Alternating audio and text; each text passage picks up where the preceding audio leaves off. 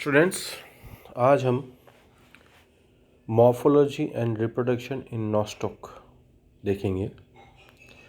Nostoc भी Cyanophyceae family का एक मेंबर है और यह भी एक प्रोकैरियोटिक फिलामेंटस एल्गी है, शैवाल है। जहाँ तक क्लासिफिकेशन की बात है, इसका क्लासिफिकेशन इस प्रकार है: class Cyanophyceae, order Nostocales, family Nostocaceae, genus Nostoc. Nostoc, जैसा कि आप इस स्लाइड में देख सकते हैं, आप प्रथम दृष्टया जब आप इस स्लाइड को देखेंगे तो इसमें जो चित्र आपको नज़र आ रहे हैं वो एक मोतियों की माला की तरह नज़र आ रहा है। यह इसकी पहचान की सबसे सुदृढ़ व्यवस्था है कि इस तरह का संरचना, मतलब मोतियों की माला जैसी संरचना दिखना, मतलब कि यह एक नॉस्टॉक है। ये इसी करेक्टरिस्टिक फीचर हो गया कि ये जो फिलामेंट है, इस फिलामेंट के अंदर जो इसकी सेल्स हैं, कोशिकाएं हैं, वो स्फेरिकल है, गोल है, और ये अनब्रांच्ड फिलामेंट है। ये कई सारे फिलामेंट, कई सैकड़ों फिलामेंट एक साथ पाए जाते हैं और इन फिलामेंट के चारों ओर एक शीट का आवरण होता है, जिलेटिनस शीट का आवरण होता है, और उस बड़ी शीट को एक हम कह सकते हैं कि एक बॉल, नॉस्टॉक बॉल कह सकते हैं। तो नॉस्टॉक बॉल के अंदर कई सारे अनगिनत फिलामेंट आते हैं। यहाँ पर जो चित्र में दर्शाया गया है, एरो जो एक बड़ी कोशिका को दर्शा रहा है, वह हेट्रोसिस्ट है। हम देखेंगे आगे चलकर कि हेट्रोसिस्ट क्या होता है, उसका क्या कार्य होता है। नॉस्टॉक की इकोलॉजिकल सिग्निफिकेंस भी महत्वपूर्ण है। तो आज के इस सेक्शन के अंदर नॉस्टॉक के अध्ययन में, मॉर्फोलॉजी रिप्रोडक्शन में, हम जो मुख्य बिंदु लेंगे वो इस प्रकार है। पहला, अकरेंस ऑफ नॉस्टॉक। दूसरा, थैलस स्ट्रक्चर ऑफ नॉस्टॉक। तीसरा, the cell structure of Nostoc. चौथा, जनन, रिप्रोडक्शन। और फिफ्थ, आखिर में हम इसकी लाइफ साइकिल के बारे में बात करेंगे। सर्वप्रथम, अकरेंस ऑफ नॉस्टॉक कि नॉस्टॉक कहाँ पाया जाता है। तो मुख्यतः हम इसकी हैबिटेट के बारे में यहाँ डिस्कस करेंगे।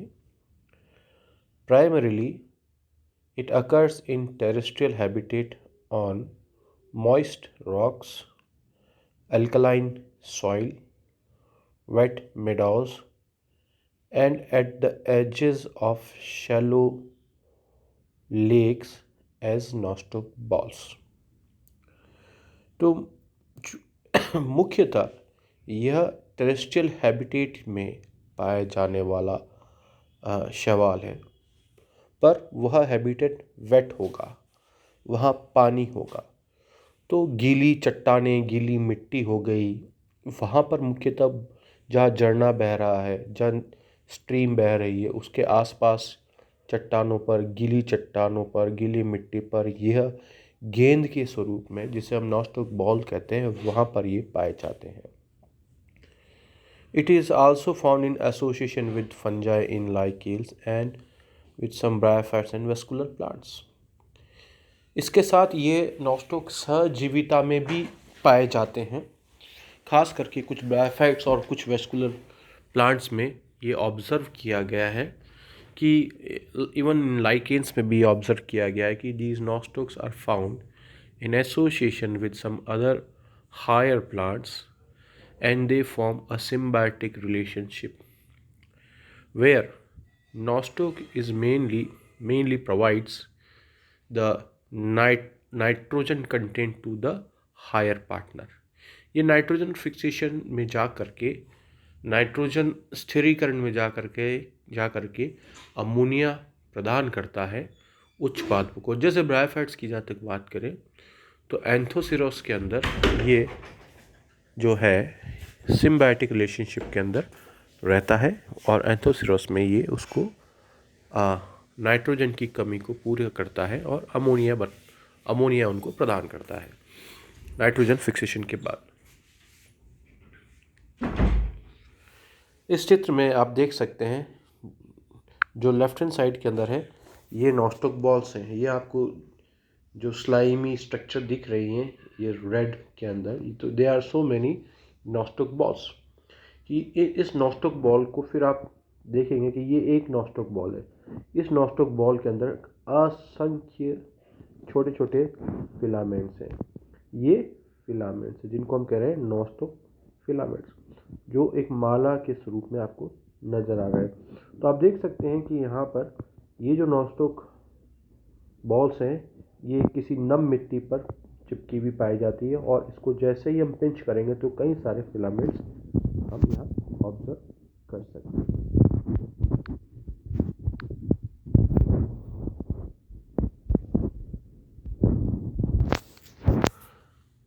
तो हमने देखा कि थैलस की जहाँ तक बात है, अकरेंस की जहाँ तक बात है, मुख्यतः ये टेरेस्ट्रियल हैबिटेट में पाए जाते हैं।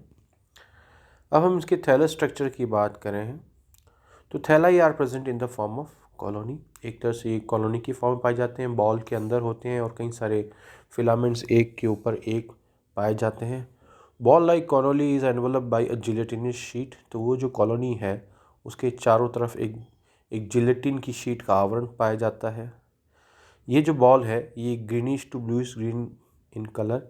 उसका जहाँ तक रंग की बात है तो ये नीला और हरा रंग की ये बॉल होती है। हर एक कॉलोनी के अंदर थाउजेंड्स ऑफ स्ट्रेट और ट्विस्टेड फिलामेंट्स और ट्राइकोम्स पाए जाते हैं। हर कॉलोनी के अंदर, हर बॉल के अंदर हजारों की संख्या में फिलामेंट्स पाए जाते हैं और ट्विस्टेड होते हैं, एकदम स्ट्रेट नहीं है। ऑसिलेटोरिया के अंदर फिलामेंट्स एकदम स्ट्रेट पाए जाते हैं जबकि यहाँ पे ट्विस्टेड पाए जाते हैं। एक फ़र्क है ऑसिलेटोरिया और इसके अंदर नॉस्टॉक के अंदर कि ऑसिलेटोरिया के अंदर फिलामेंट स्ट्रेट है जबकि इसमें ट्विस्टेड है। ऑसिलेटोरिया फिलामेंट में जो सेल्स होती हैं वो चपटी होती है और जबकि इसमें ये गोल होती है। Each trichome is surrounded by it's individual sheet and called a filament. जो हर एक तंतु के चारों तरफ भी अपनी खुद का एक शीट का आवरण होता है और इस कारण इसको फिलामेंट कहते हैं। A trichome is contorted and consist of many cells arrange in beaded manner. तो इस ट्राइकोम के अंदर कई सारी सेल्स आपस में जुड़ी होती है। बीड मतलब मोती के स्वरूप में। हर एक कोशिका सिलेंड्रिकल या स्फेरिकल नेचर की होती है। वो गोल हो सकती है या स्फेरिकल होती है, तो जो कि ऑसिलेटोरिया से भिन्न प्रकार की होती है। वो रेक्टेंगुलर शेप में है जबकि ये राउंडेड शेप के अंदर है। In filaments, there are present some large spherical or cylindrical colorless empty cells called heterocyst. Filaments में कुछ जगहों पर बहुत बड़ी कोशिका सिलेंड्रिकल होगी, गोल होगी, कलरलेस होगी वो और पाई जाती है और वो विशिष्ट जो कोशिकाएं होती है वो हेट्रोसिस्ट कहा जाता है। Heterocyst are generally intercalary but in young condition they may be terminal. मुख्यतः ये हेट्रोसिस्ट है ये फिलामेंट के मध्य में पाई जाती है, अंत में नहीं पाई जाएगी, मतलब बीच में पाई जाएगी। इंटरकैलरी का मतलब बीच में पाया जाना, टर्मिनल सेल नहीं होगी। हर हेट्रोसिस्ट के अंदर एक पोलर नोड्यूल्स होते हैं, दो पोलर नोड्यूल्स होते हैं। Two polar nodules are present in each heterocyst. Some cells of the filament become enlarged and filled with food materials. These thick wall cells are called akinets. Akinets are generally present in chain. इसके अलावा भी कुछ sales होती है जो बहुत ज़्यादा enlarge हो जाती है, थिक वॉल हो जाती है, उसमें एम्पल ऑफ फूड मटेरियल्स होता है, उन्हें हम एकिनीट्स कहते हैं, जो कि रिप्रोडक्शन में काम आती है। तो यू कैन सी कि यहाँ पे एकिनेट्स आप देख सकते हैं कि जो थिक सेल्स होगी और इसके अलावा आपको नॉर्मल वेजिटेटिव सेल्स नज़र आ रही हैं। म्यूसिलेजिनस शीट है और जो नॉर्मल सेल्स होती हैं they are green in colour, bluish green in colour. Otherwise जो akinetes and heterocyst are they are colourless, जैसे वो ग्रीन कलर नहीं होता। इंटर कलर आप हेट्रोसिस्ट भी देख रहे हैं, यहाँ पे दो पोलर नोड्यूल्स हैं जो भीतर की ओर है।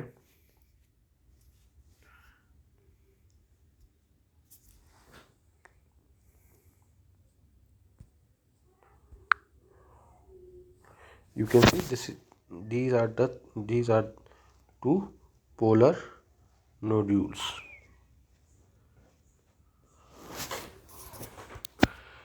आप देख सकते हैं कि ये सेल एकिनीड्स हैं, ये हेट्रोसिस्ट हो गया. These are simply the vegetative cells. अगर हम बात करें इसकी सेलुलर स्ट्रक्चर की, तो each cell is surrounded by cell wall. Actually it is not cellulose cell wall, it is actually a mucopeptide cell wall. So because it is a prokaryotic cell, so it contains peptidoglycan cell wall. तो typical structure जो protoplast का वो prokaryotics type का होगा. इसके अंदर वही एक सर्कुलर डीएनए मॉलिक्यूल होगा. इसके अलावा जो थैलेकॉइड मेम्ब्रेन्स टाइप स्ट्रक्चर होंगे जिसकी मेम्ब्रेन में पिगमेंट मॉलिक्यूल्स एम्बेडेड होंगे. ऑब्वियसली क्लोरोफिल के साथ साथ दूसरे जो पिगमेंट मॉलिक्यूल्स हैं, कैरेक्टरिस्टिक फीचर्स जो होते हैं वो होंगे. इनकी स्टोरेज जो होता है वो साइनोफिशियन स्टार्च का होता है. ये इनका स्ट्रक्चर आप देख सकते हैं. These are the photosynthetic lamellae, जिसमें this is the circular DNA molecule.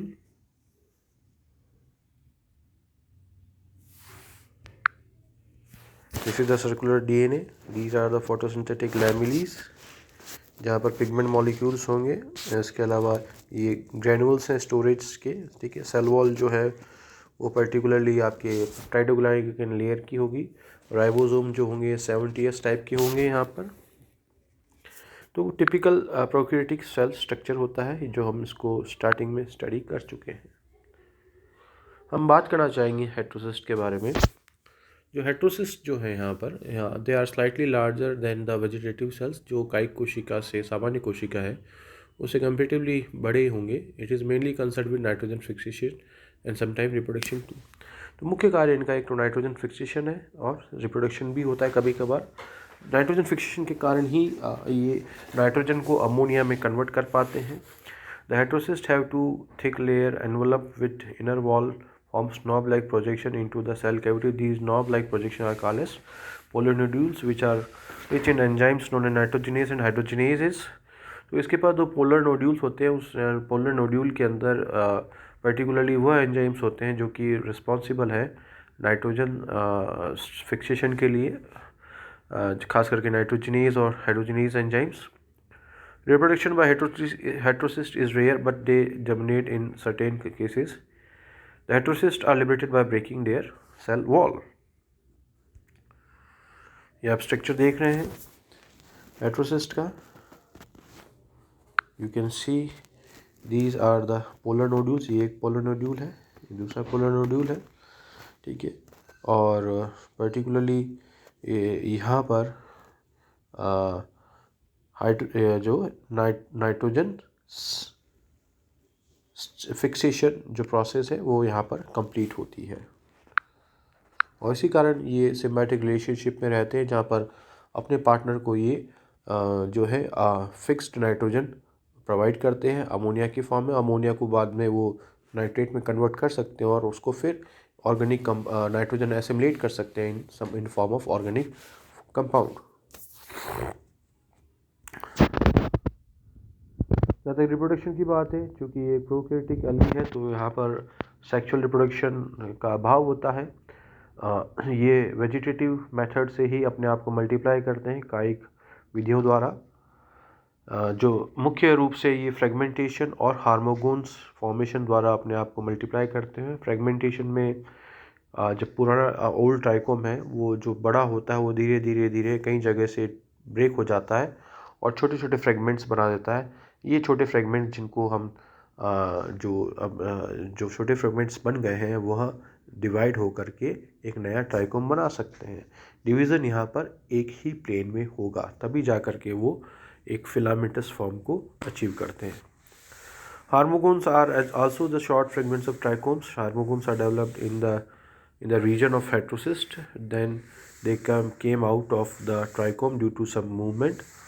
Then they divide vegetative cells and develop heterocyst and again get surrounded by mucilage sheet. In this way trichome is formed. Hormogones generally जहाँ पर heterocyst है वहाँ उस reason के अंदर हार्मोगोन्स form होते हैं, और ये भी जब पेरेंट फिलामेंट से डिटैच होते हैं फिर मल्टीप्लिकेशन के द्वारा, सेल डिवीज़न के द्वारा एक ही प्लेन में पुनः एक नया ट्राइकोम डेवलप करते हैं। इसके अलावा एकेनीड्स अनफेवरेबल कंडीशन में बनती है। जब अनफेवरेबल कंडीशन हो सकता है कि ड्राई कंडीशन हो, तब काफ़ी मात्रा में एकेनीड फॉर्मेशन होता है, और उससे पहले वो प्रचुर मात्रा में भोजन का स्टोरेज कर लेते हैं, सेल वॉल हार्ड हो जाती है, थिक हो जाती है। जब फेवरेबल कंडीशन होती है तो एकेनाइड जर्मिनेट करता है और एक नया ट्राइकोम प्रोड्यूस करता है। इसके अलावा हेट्रोसिस्ट भी कई बार डिवाइड होता है और पर्टिकुलरली ये ट्राइकोम बनाता है। ये हार्मोगोन्स फॉर्म करता है और हार्मोगोन फॉर्मेशन के पश्चात ये जर्मिनेट करके एक नया ट्राइकोम बना सकता है। कुछ प्रजातियों के अंदर एंडोस्पोर्स का निर्माण देखा गया। Heterocyst cell undergo irregular cell division and form thin wall spores which are called as endospores. ये एंडोस्पोर्स मतलब जो अंदर की ओर बन रहे हैं। एंडोस्पोर्स जो है वो फिर उस सेल से, पेरेंट सेल से, सेल वॉल को तोड़ करके बाहर आ जाते हैं और वो जर्मिनेट करके एक नया ट्राइकोम बना सकते हैं। You can see the acinids and the heterocyst. These acinids, heterocyst and acinids can form new trichomes.